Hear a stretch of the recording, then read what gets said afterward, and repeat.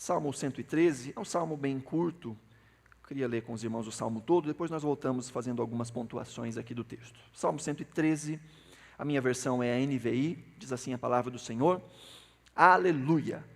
Louvem, ó servos do Senhor, louvem o nome do Senhor.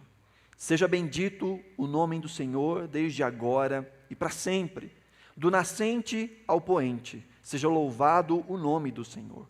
O Senhor está exaltado acima de todas as nações, e acima dos céus está a sua glória. Quem é como o Senhor, o nosso Deus, que reina em seu trono nas alturas, mas se inclina para contemplar o que acontece nos céus e na terra? Ele levanta do pó o necessitado e ergue do lixo o pobre, para fazê-los sentar-se com os príncipes do seu povo. Dá um lar à estéril e dela faz uma feliz mãe de filhos. Aleluia. Essa é a palavra do Senhor. Amém. Esse salmo começa com essa expressão. Antes de nós iniciarmos a série sobre mordomia cristã, nós meditamos, inclusive, em 2 salmos, na verdade, 2 salmos e um pedaço de um outro salmo. Na verdade, foram os salmos 111 e o 112, da última vez que nós meditamos nos salmos, que trazem essa mesma ideia de aleluia, essa primeira expressãozinha aí, aleluia. Uma palavra que a gente usa muito, no contexto brasileiro, usa bastante essa palavra, é uma palavra que está em todas as culturas, todas as línguas têm uma variação dessa palavra, mas ela acaba sendo muito parecida com a palavra original, que é o aleluia. E essa palavra aleluia, ela é a junção de 2 palavrinhas, né? A palavra halel, ou halelu, que significa louvar, e as 2 letrinhas, né? Yah. Esse Yah é a forma abreviada do nome de Deus, o Yahvé. Então, aleluia seria louvemos a Deus, o Deus das Escrituras. É um convite, é um chamado. E a Bíblia é cheia desta expressão, e nós muitas vezes usamos essa expressão quando algo que a gente queria que acontecesse, acontece, a gente diz aleluia, né? Louvemos ao Senhor. Ou quando algo que a gente não queria que acontecesse não acontece, a gente diz aleluia. Não aconteceu aquilo, graças a Deus. Então é essa expressão que a gente sabe usar na prática, mas às vezes não entende o porquê. O livro dos Salmos é esse livro que apresenta orações, que apresenta canções, e que ele está organizado de determinada maneira. Para nós é um livro só, com 150 capítulos, mas para o povo de Deus do Antigo Testamento, é um livro que ele é partido em 5 livros. 5 são os livros de Salmos, inclusive você vai encontrar aí antes de alguns Salmos, na maioria das versões, primeiro livro, segundo livro, terceiro livro, você vai encontrar aí. E além disso, você encontra pequenos agrupamentos de salmos, que tinham propósitos específicos. Já meditamos em outros momentos, nos salmos que são chamados de salmos de degraus, ou cânticos de romagem, ou cânticos de peregrinação, que eram as canções que o povo cantava quando estava saindo da sua terra, rumo a Jerusalém, para então adorar ao Senhor no templo, em uma das grandes festas. Aqui nós vemos, a partir do capítulo 113 até o capítulo 118, um grupo de salmos, que é chamado de os Salmos de Halel, ou Salmos do Halel egípcio, que são salmos que tratam exatamente desse convite ao louvor diante daquilo que Deus fez da saída do povo de Israel do Egito. Então são salmos que são cantados até os dias de hoje, durante as grandes festas do povo de Israel. Israel está nos tópicos agora mais comentados nesses últimos dias, por situações tão abruptas, tão absurdas, tão difíceis até da gente descrever e narrar. E Deus tem cuidado dessa nação ao longo da história. O povo de Israel já sofreu inúmeros ataques. Só a cidade de Jerusalém já foi atacada mais de 50 vezes. Só a cidade de Jerusalém. Só a cidade de Jerusalém já foi destruída 12 vezes e reconstruída. Só a cidade de Jerusalém. Fora outros territórios ali em Israel, que ora são de Israel, ora não são mais, isso ao longo da história. Israel sofreu muitos ataques e ainda hoje há uma grande onda de antissemitismo. Para além das questões políticas e geográficas, há ainda assim uma grande onda de antissemitismo, gente que quer que Israel seja acabado não só como território, mas como nação, como gente, como povo. Mas ao longo da história, esse povo tem clamado ao Senhor e tem visto a boa mão do Senhor os guardando. E um destes momentos mais preciosos para o povo de Israel foi da saída do cativeiro do Egito, para a entrada na terra de sua possessão, a terra prometida, a terra que hoje ainda é território de muita briga. Então, nas grandes festas de Israel, a saber, a Páscoa, a festa de Tabernáculos e a festa de Pentecostes, durante essas festas, os israelitas cantam os salmos de Halel. Cantam do capítulo 113 ao capítulo 118. Isso sempre foi assim e continua sendo dessa mesma forma. E os salmos de Halel têm essa característica de um chamado ao louvor. Tanto que você vê aí no capítulo 113, você vê essa expressão no início, aleluia, um chamado aí. No 115, você vai ver lá no finalzinho, a última expressão do Salmo 115 é aleluia. Aí depois você vai ver no Salmo 116 também, a última expressão, aleluia. No Salmo 117, a última expressão, aleluia. E o Salmo 118, embora não apareça essa palavra aleluia, é também um convite de louvor. Se você vê no Salmo 118, está escrito lá no versículo 1, deem graças ao Senhor, porque Ele é bom, o seu amor dura para sempre. Que Israel diga, o seu amor dura para sempre. Que os sacerdotes digam, o seu amor dura para sempre. Que os que temem ao Senhor digam, o seu amor dura para sempre. Então, embora no Salmo 118 não apareça esta palavra aleluia, é também um convite de louvor. E tudo isso dentro deste entendimento, que também está lá no Salmo 114, que não aparece a palavra aleluia, mas é o salmo que dá corpo a todo este compêndio de salmos, em que ali vai se falar sobre quando o povo de Deus saiu do Egito rumo à terra prometida. É por este motivo, por isso, que nas grandes festas de Israel, que celebram a saída do povo do Egito rumo à terra prometida, em que eles cantam os salmos de Halel. Então, fica com essa informação aí, ela vai ser importante mais à frente, quando nós pensarmos em um outro ponto importante. E esse Salmo 103, então, é esse convite, um convite à adoração. E o Salmo nos ensina onde nós devemos louvar, quando nós devemos louvar, como nós devemos louvar e por que nós devemos louvar. Esse é um salmo bem completo, embora seja tão pequeno. O versículo 1 já nos mostra que louvar a Deus é um imperativo. Louvar a Deus é algo que nos cabe como povo de Deus. O versículo 1 diz, aleluia, esse chamado. E diz, louvem aos servos do Senhor, louvem o nome do Senhor. Toda criatura é chamada a louvar ao Senhor. Mas há um povo, há um grupo de pessoas que não pode deixar de louvar ao Senhor, que lhes é próprio louvar ao Senhor, a quem o salmista chama aqui de os servos do Senhor. Aqueles que são povo do Senhor são chamados à adoração. O Salmo 33 diz que a estes retos, a estes que são povo do Senhor, combina o louvor. Fica bem louvá-lo, diz o Salmo 33. Faz parte da nossa essência. E a vida cristã, a religião cristã, é muito ancorada em música. A Bíblia fala muito de louvor, há muitas canções de louvor. E a nossa história é marcada por louvor cantado, não só por louvor falado, porque na verdade louvor significa elogiar alguém. E a gente pode elogiar qualquer pessoa. Quando você está lá na sua casa e de repente o marido, a esposa, o filho, a mãe, fez uma comidinha gostosa, você fala assim, esse feijãozinho está caprichado. O que você está fazendo? Louvando. Está agradecendo. Está reconhecendo algo bom, algo belo. Às vezes a esposa olha para o marido, às vezes pelos olhos da fé, e profetizando, fala, você está tão bonito. Às vezes tem que ter muita fé. Você está tão bonito. Que isso é louvar. Né? E a gente é chamado a louvar uns aos outros. Inclusive, Provérbios vai dizer que nós não devemos nos louvar.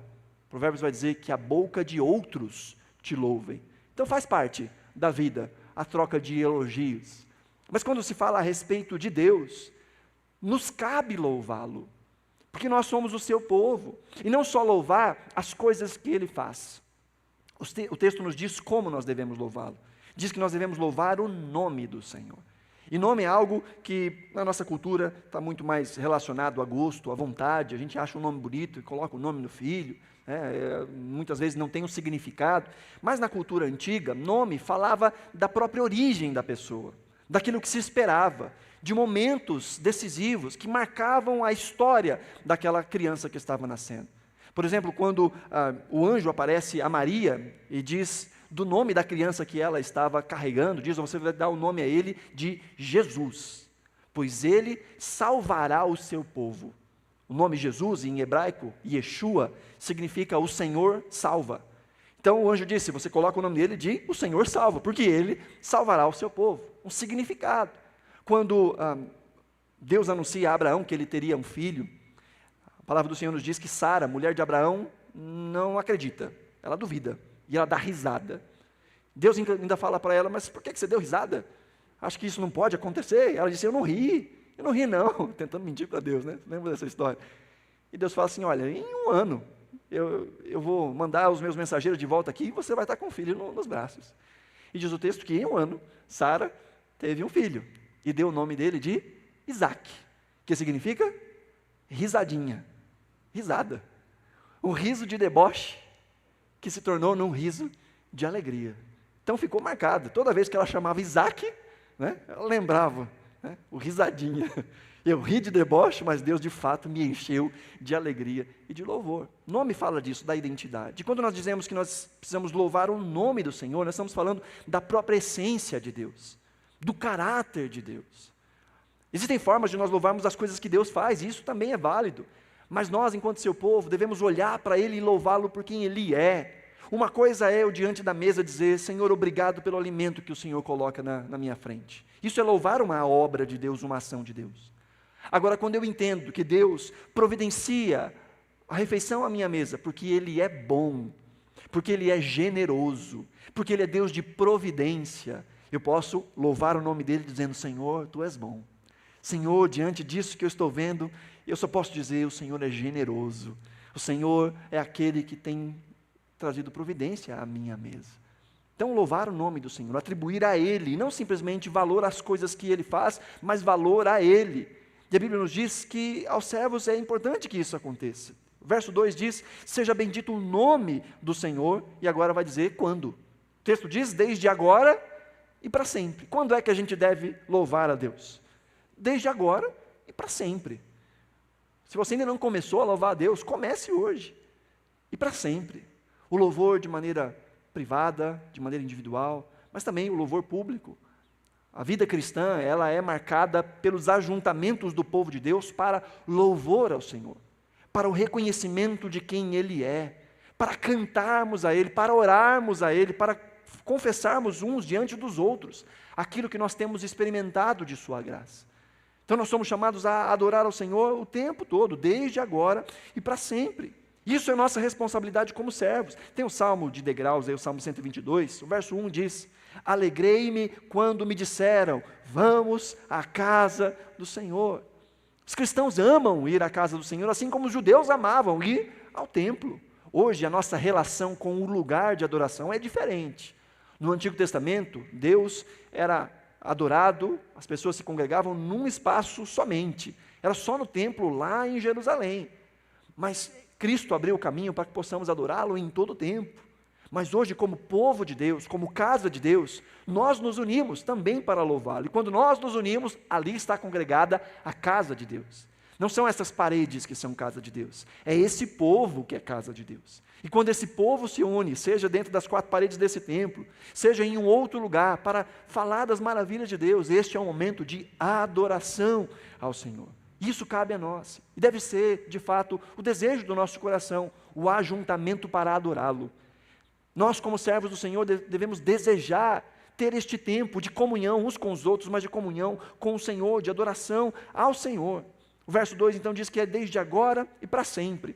E ainda no versículo 3 vai dizer, do nascente ao poente seja louvado o nome do Senhor. A ideia aqui não é só a redundância do tempo, nascente ao poente, mas também da extensão, onde adorar ao Senhor.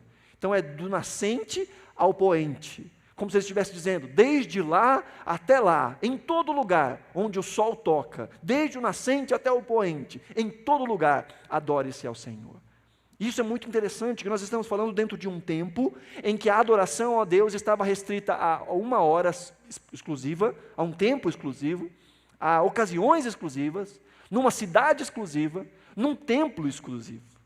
Mas hoje, por Cristo Jesus, nós podemos adorar ao Senhor em todo o tempo, em todo o lugar. Como Jesus disse àquela samaritana, assentado ali na beira daquele poço, em João capítulo 4, no verso 23, Jesus diz, no entanto, está chegando a hora, e de fato já chegou, em que os verdadeiros adoradores adorarão o Pai em espírito e em verdade. São estes os adoradores que o Pai procura. Aquela mulher, diante da visão de Jesus, Jesus conta algumas coisas sobre a vida dela, ela fala, eu vejo que o Senhor é profeta. Então me responde aí uma pegadinha gospel, me responde aí um conhecimento bíblico. Os nossos teólogos falam que a gente tem que adorar aqui em Samaria, no Monte Gerizim. Mas os judeus falam que é lá em Jerusalém que se deve adorar. Onde se deve adorar? Qual é o lugar da adoração? Jesus diz, olha, está chegando a hora, na verdade, já chegou. E que os verdadeiros adoradores não vão adorar nem aqui, nem lá. Na verdade, vão adorar em todo lugar, em todo tempo. Porque o Pai procura adoradores que o adorem em espírito e em verdade. Não simplesmente em um lugar específico, não simplesmente de uma forma específica. Porque, queridos, a nossa adoração precisa ser o fruto da verdade. Adorar a Deus, louvar a Deus, precisa ser sincero. Não pode ser simplesmente um ato mecânico. E, infelizmente, na vida cristã, muitas práticas espirituais acabam se tornando meramente mecânicas, meramente religiosas, em que nós desprezamos na prática aquilo que nós estamos fazendo. Oramos porque oramos, cantamos porque cantamos, fazemos isso ou aquilo sem nenhum sentimento, sem nenhum pensamento. Deus inúmeras vezes repreende ao seu povo, que estava adorando de maneira mecânica. Deus diz ao seu povo, parem de cantar, porque eu não estou ouvindo nada. Deus diz, as músicas de vocês são barulho aos meus ouvidos. Isso está escrito lá em Isaías, os primeiros capítulos de Isaías. Parem de cantar. Ele diz, esse povo me honra com os lábios, mas o seu coração está distante de mim. Então o louvor precisa ser fruto de um reconhecimento real, verdadeiro. Por outro lado, quando nós reconhecemos verdadeiramente quem é Deus, não tem outra atitude senão louvá-lo, agradecê-lo, elogiá-lo. Quando contemplamos a vida e vemos que de fato o que temos, o que somos, aquilo que acontece nas nossas vidas, aquilo que nos guarda, de fato é a boa mão do Senhor, nós rendemos a Ele graças. Há aqueles que se louvam, porque quando nós não reconhecemos Deus como Deus e não louvamos a Deus, nós vamos achar alguma outra coisa para louvar.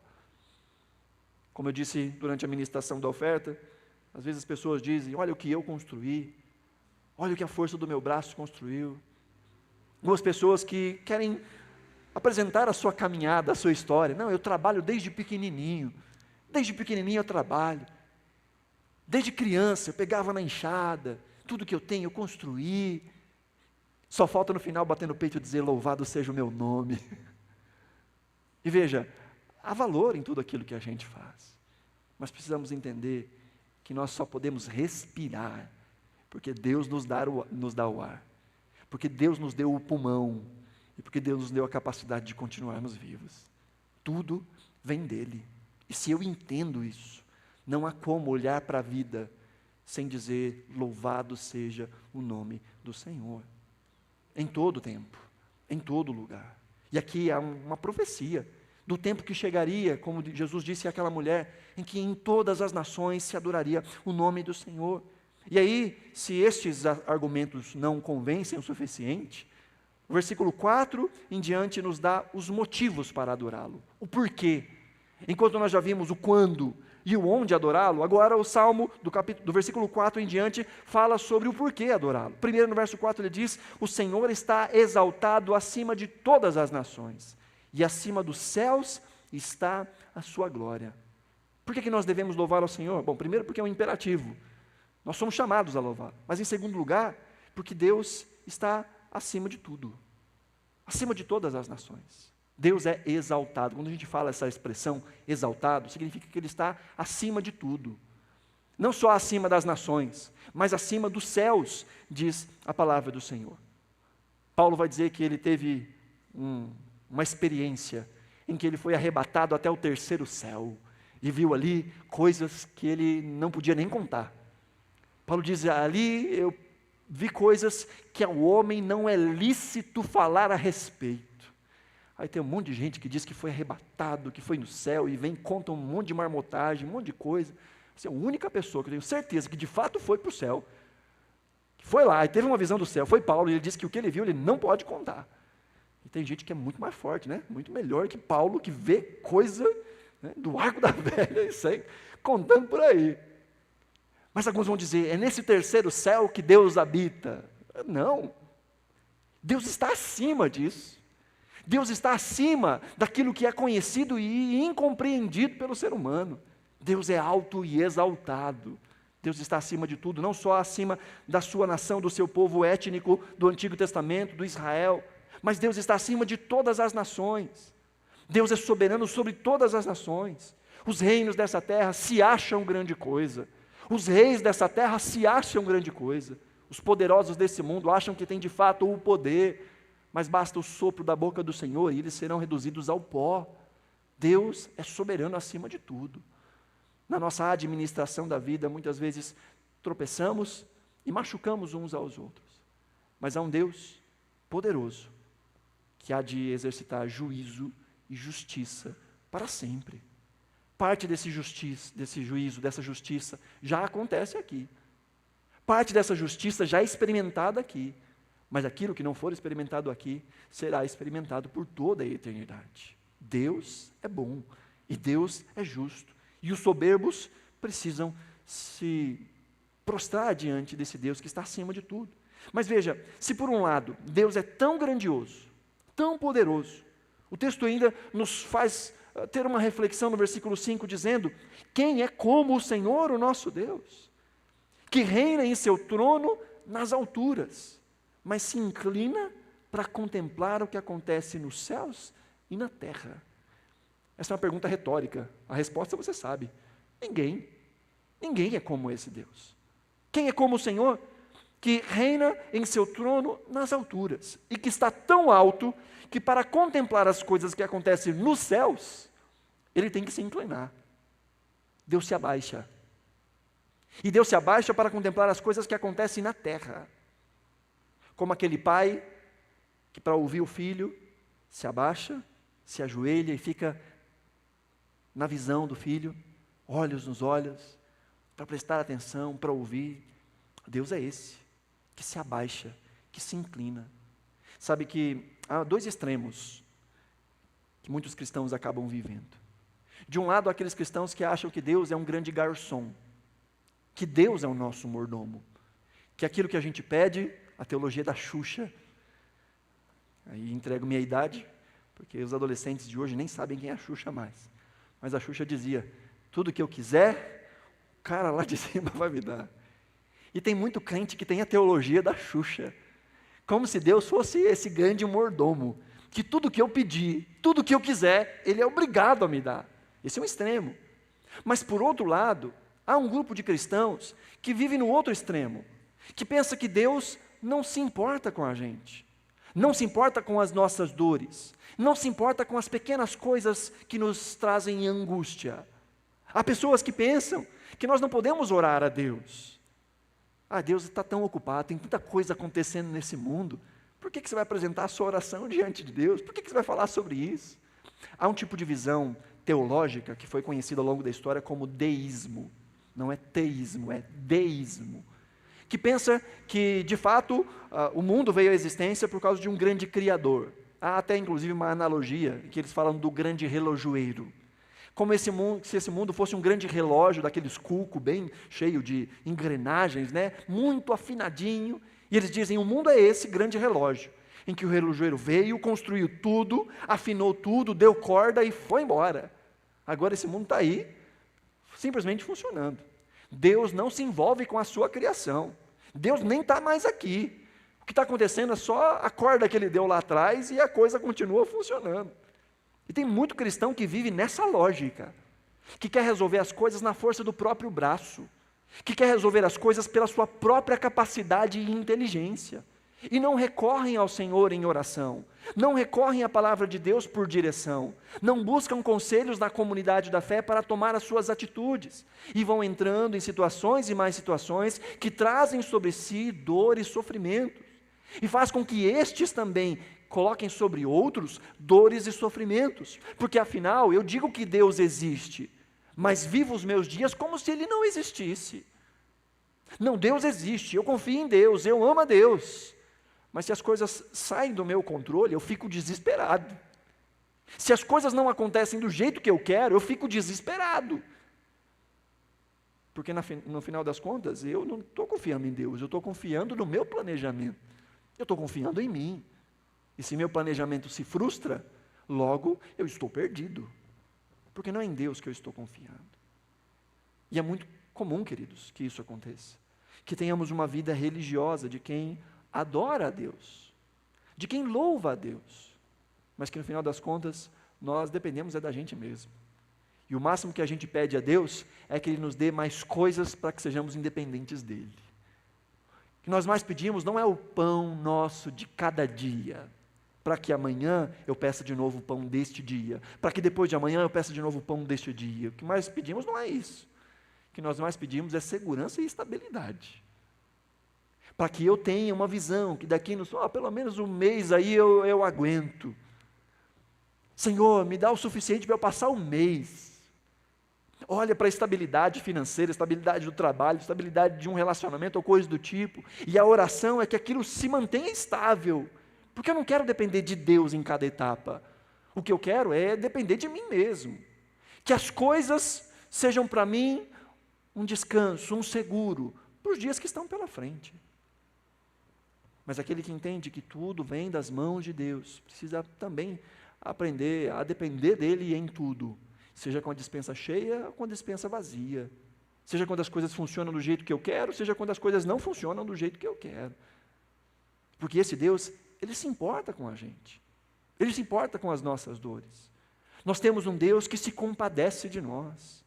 O texto nos diz de um Deus que se inclina para ver o que acontece na terra.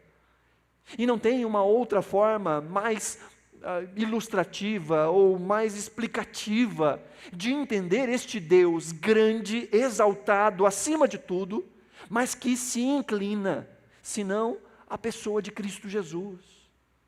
Jesus, como nos diz Paulo em Filipenses capítulo 2, é esse que, sendo Deus, não teve por usurpação ser igual a Deus, antes se esvaziou e assumiu forma humana e veio a este mundo e foi servo, obediente ao Pai em todas as coisas, até a morte e morte de cruz.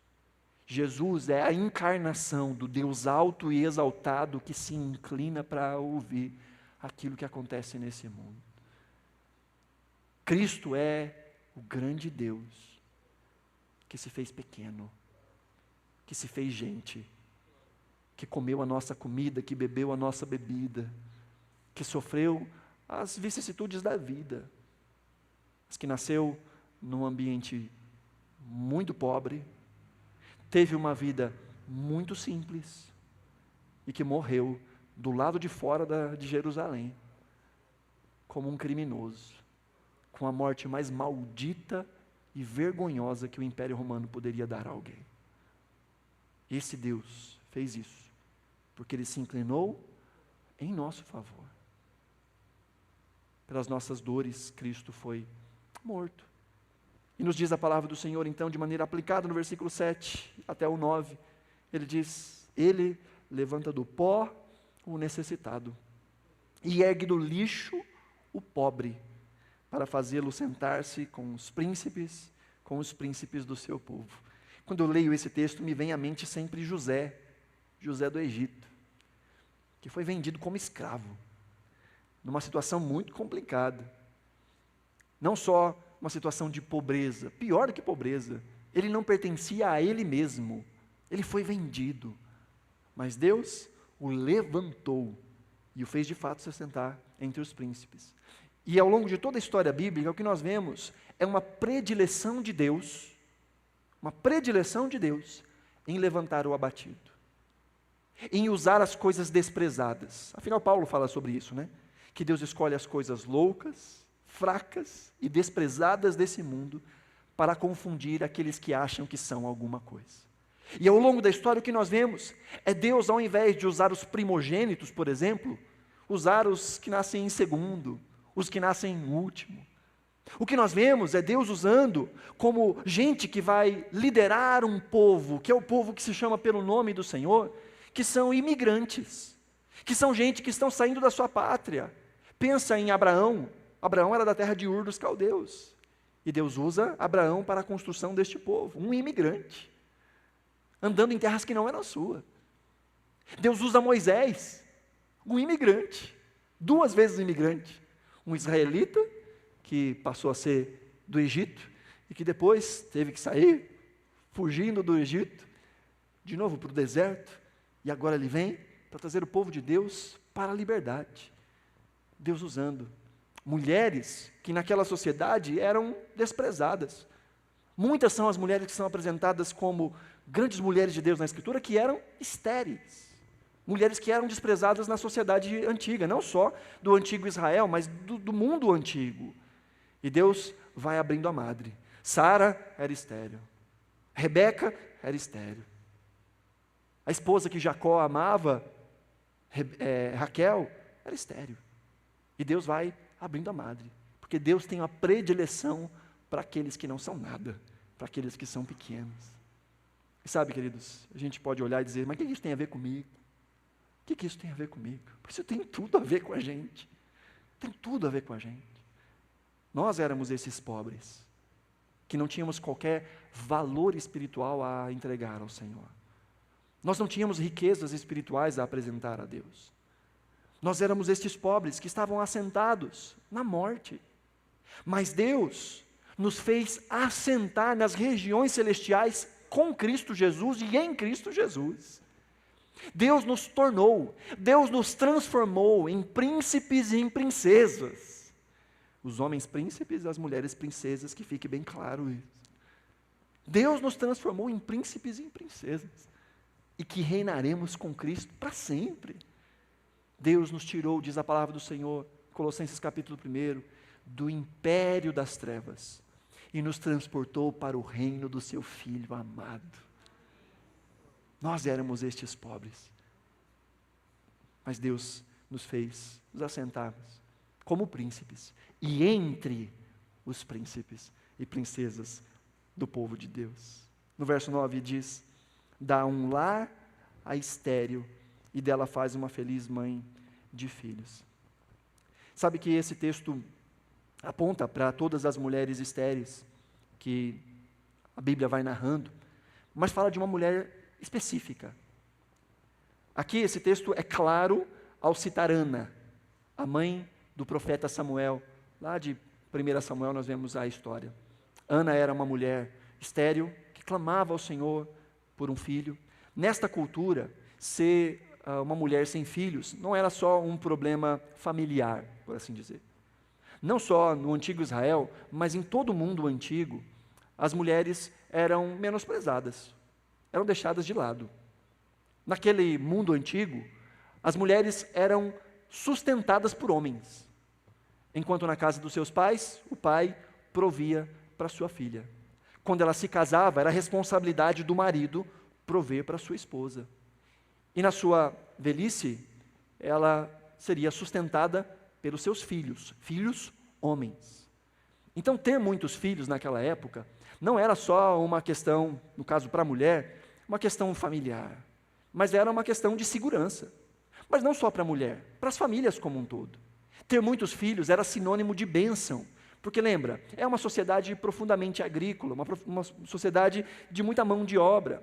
E diferente do tempo em que a gente vive hoje, em que as individualidades estão sendo exploradas cada vez mais, individualidades ao ponto de chegar na autonomia, em que ninguém quer saber mais de ninguém, ninguém quer depender de ninguém, em que cada um quer viver a sua vida da sua maneira, até mesmo dentro dos casamentos, as pessoas só querem se juntar para ter coisas em comum, mas não querem partilhar a vida, não querem construir coisas, não querem construir um futuro e sonhos. Muitas vezes são 2 solteiros que vivem juntos. O meu dinheiro é meu dinheiro, o seu dinheiro é seu dinheiro, as minhas decisões são as minhas, as suas são as suas, a gente só dorme junto e tem algumas coisas em comum. Isso é coisa da nossa sociedade.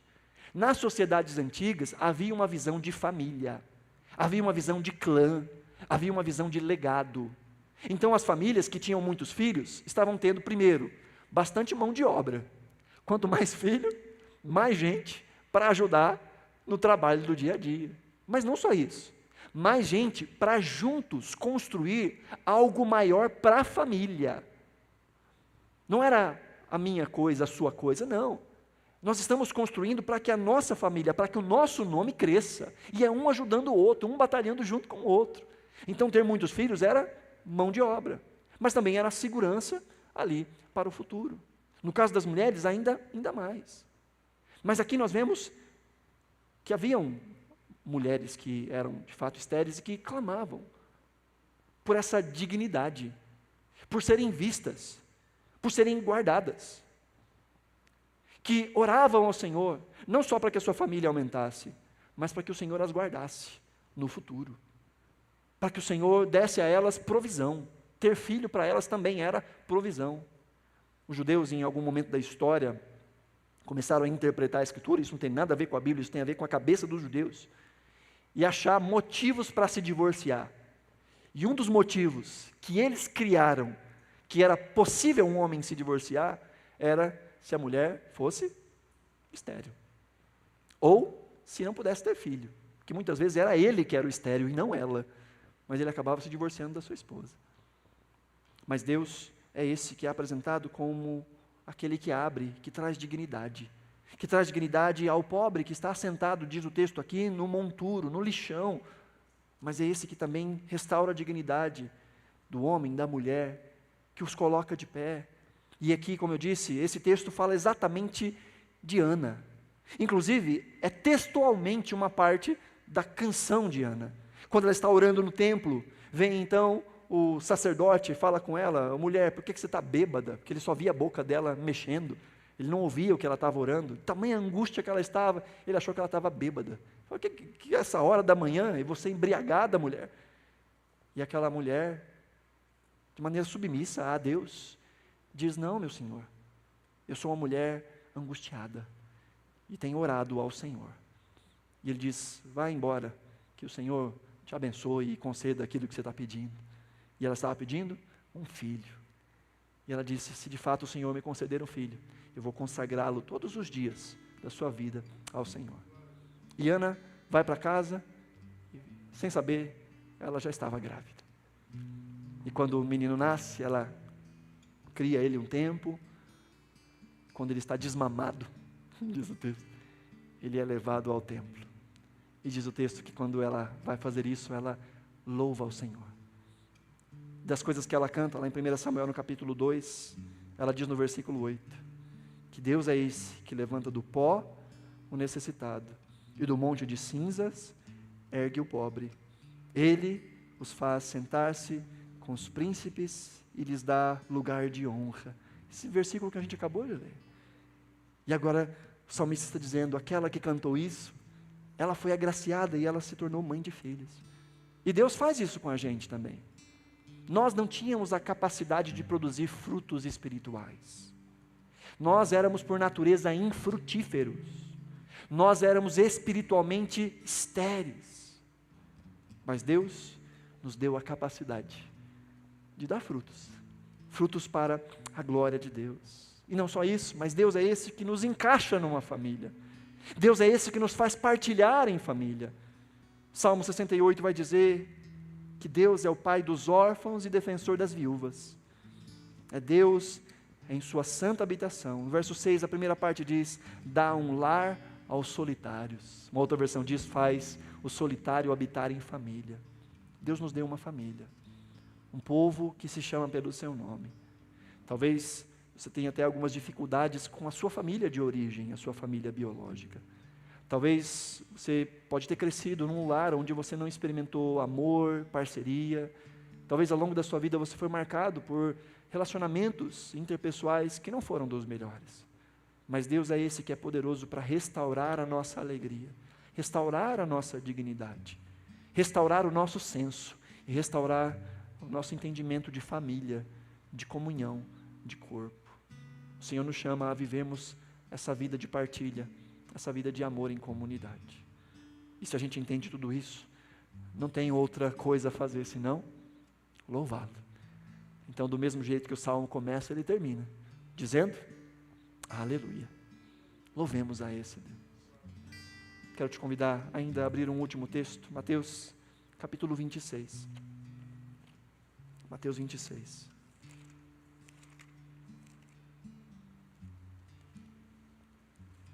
E enquanto você vai encontrando, você pode se colocar de pé.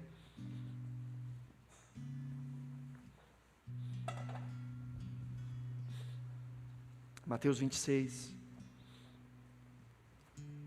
O verso 26 diz assim: isso é na noite em que o Senhor foi traído. Enquanto comiam, Jesus tomou o pão, deu graças, partiu e deu aos seus discípulos, dizendo: tomem e comam, isso é o meu corpo. Em seguida tomou o cálice, deu graças e ofereceu aos discípulos, dizendo: bebam dele todos vocês, isso é o meu sangue, o sangue da aliança que é derramado em favor de muitos para perdão de pecados. E ele diz: eu digo que de agora em diante não beberei deste fruto da videira até aquele dia em que beberei o vinho novo com vocês no reino de meu Pai. E o verso 30 diz assim: depois de terem cantado um hino, saíram para o Monte das Oliveiras. A NVI traduz como depois de terem cantado um hino. A tradução literal seria depois de terem hinado, como se fosse um verbo, né? O hino, depois de eles terem cantado, eles foram para o Monte das Oliveiras. E eu ficava sempre pensando, né? Que música será que eles cantaram? Que hino será que eles cantaram? Eu quero que vocês se lembrem que essa é a noite de Páscoa, em que Jesus está com os seus discípulos. E durante a Páscoa, sabe o que eles cantavam?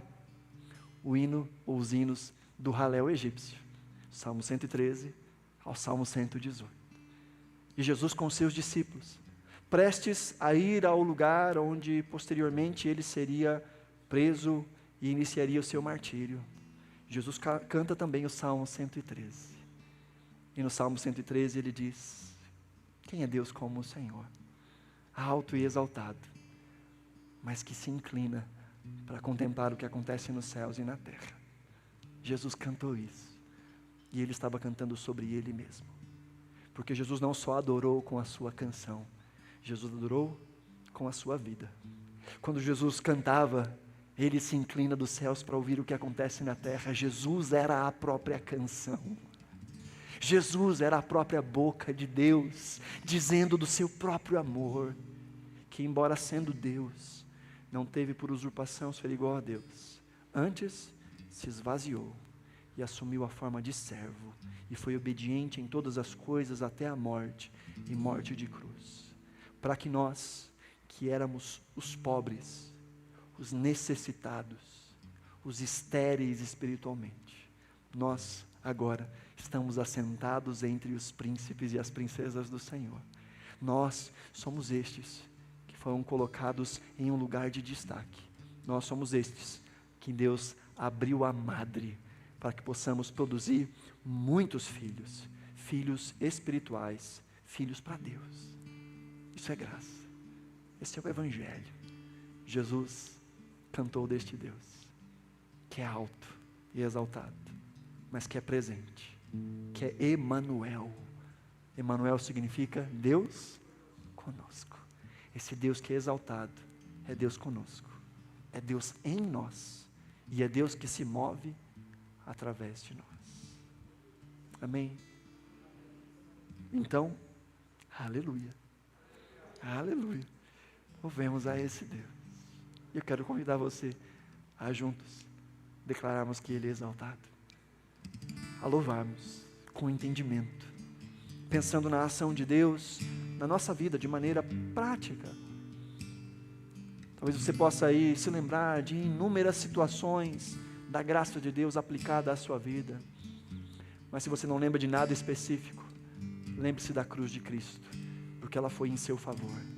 A cruz de Cristo era o amor escandaloso de Deus, pagando pelo seu pecado, abrindo o acesso, abrindo um novo e vivo caminho ao Pai. O Pai que nos ouve, o Pai que considera as nossas dores, o Pai que considera até mesmo as pequenas coisas que nos incomodam.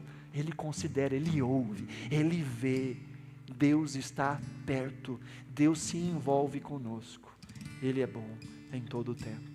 Vamos cantar?